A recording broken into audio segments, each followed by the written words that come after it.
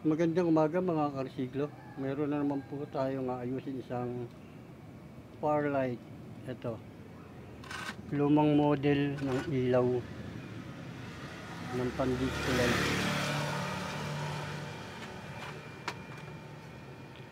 Paayos po ito sa atin ng isang mabuting customer. Talagang luma na siya. Lumang style kasi yung gamit niya, yung parang i-adjust mo pa siya rito. Pipihitin mo tong mga puti na to para mag-iba-iba ng kulay.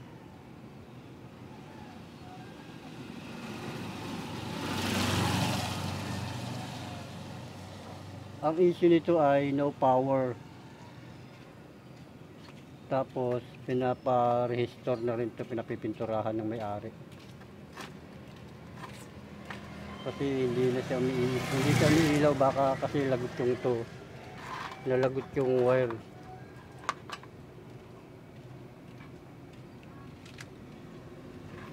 Wala na siyang pang ibabaw, ganito lang.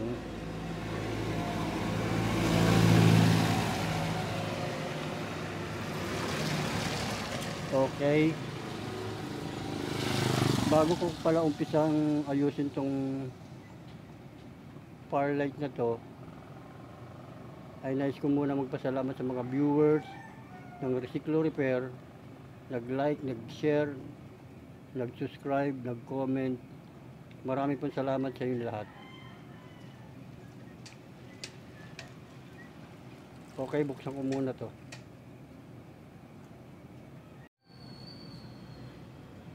Ito mga karesiklo, nabuksan ko na yung far light na to. Ito yung control niya yun.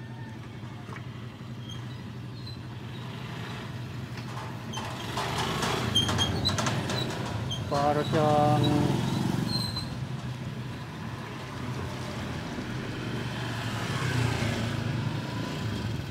yan, ina-adjust.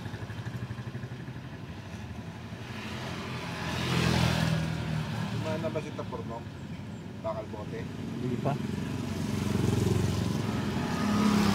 Old model na talaga siya. Para ito yung ginagamit sa amin sa Insulet. Na-adjust mo muna to bago magbago ng kulay. Tapos may transformer siya. Ito yung sa XLR at sa DMX.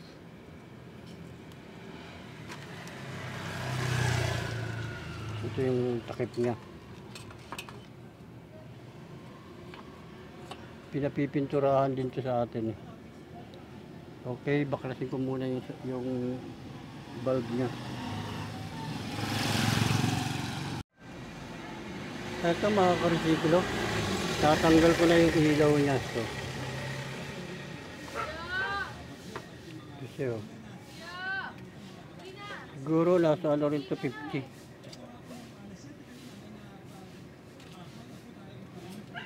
Wala nakalagay kung ilang bulb to. Ito na siya.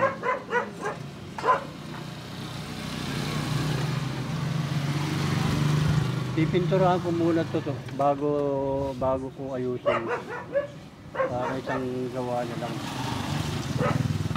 Okay.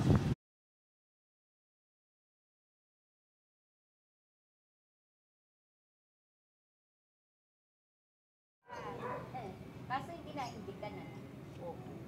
Ito mga karesiklo, napinturahan ko na tong ilalim. First coating pa lang yan. Papatungan pa natin ito ng isa. Ito saka natin i-layout. Ito wala pa yun. Wala pa yung mga gilid.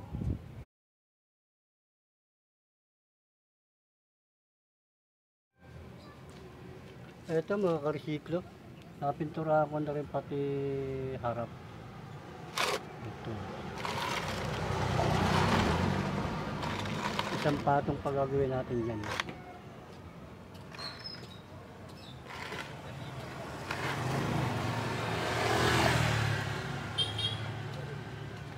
Pakita ko na rin sa iyo pag na tuyo na yan. Tapos nag-assemble na tayo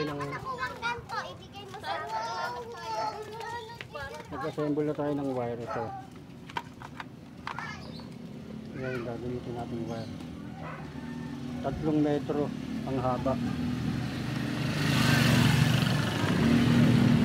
Okay. Pakita ko na lang tayo pag natapos ito para mag final testing tayo sa ilaw kung okay ba yung ilaw niya, kung wala bang punji.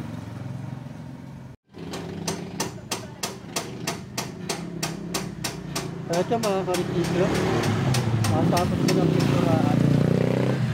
Ito. Tuyo na siya. Ayan. Okay na siya, kaya kakabit ko na lang ito, assemble ko na pati ilaw para matesting natin kung okay pa ba yung ilaw.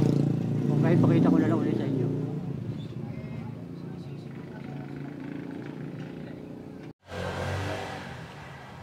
Ito mga karitsiklo, nalagyan ko na, naikabit ko na yung ano, ito nalagyan ko na siya ng wire.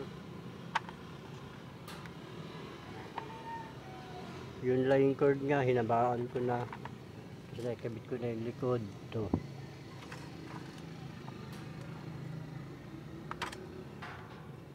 Ito yung ano niya, yung adjustan niya.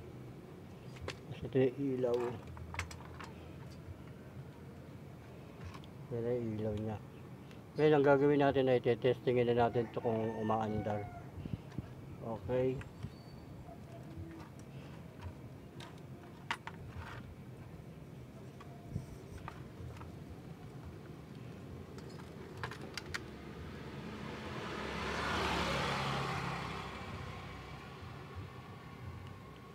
Saksak mo na siya.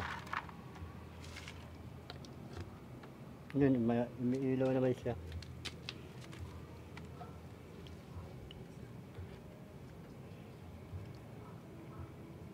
Adjust natin.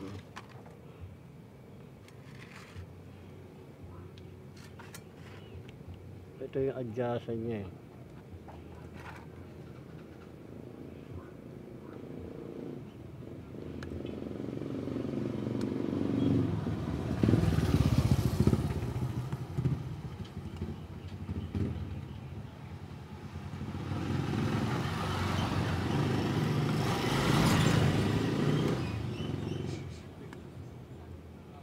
Yun o.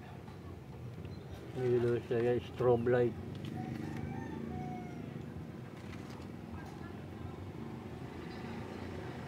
Strobe light.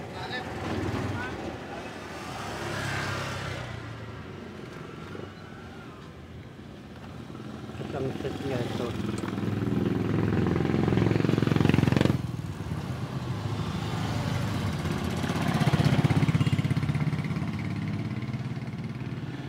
Ayan, patay sindi. Patay sindi siya.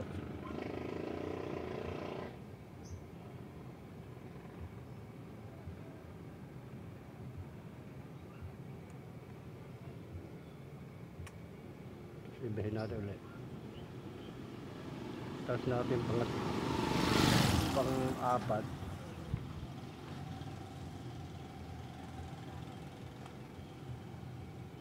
Kulay blue. Ito siya, kulay blue. Tapos panlima. Yan. Yan, steady. Steady lang siya.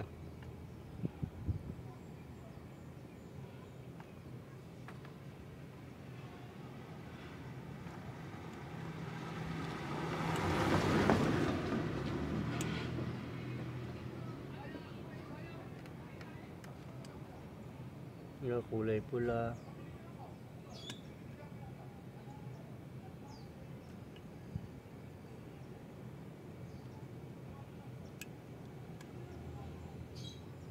Kulay blue. Okay naman siya mga karusiklo. Umaandar naman siya. Kaya okay na to.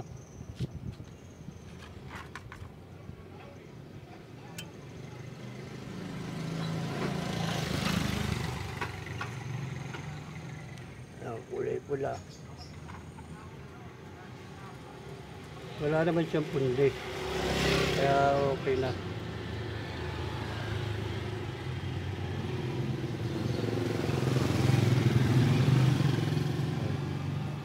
Strobe light na lang natin yun.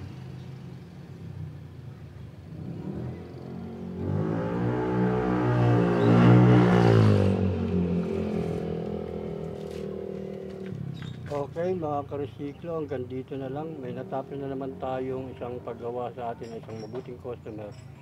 Ang issue nitong power light na to, yung old power light, ay ano siya, yung